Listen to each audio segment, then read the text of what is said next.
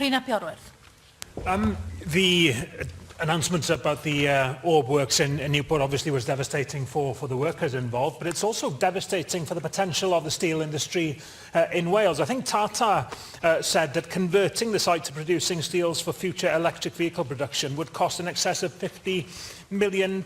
Now, what negotiations did Welsh Government get involved in either finding or making or contributing towards that kind of investment? Because £50 million would have been an absolute bargain in terms of securing the future of the plant and the potential that it offered in terms of this key sector.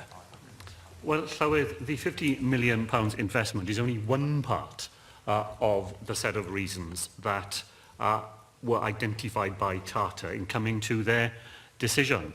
Not only did they say that it would require an investment of that scale, but they also point to the fact that Orb Electrical Steels is part of the Cogent Power Group, and Cogent have a plant in Sweden which already manufactures steel that is used in electric vehicles. So the money by itself was not the issue. It's an issue of the global construction of the steel industry and where companies choose to make their investments and where they choose to source the steel that they need. Now, of course, we would like to see that investment in Wales. Of course, we think there is a powerful case for making sure that there is a UK supplier of the sort of steel that will be needed for electric vehicles and the wider automotive industry. And we make that case to Tata and with our trade union colleagues. But the steel industry is in a global set of difficulties and concerns.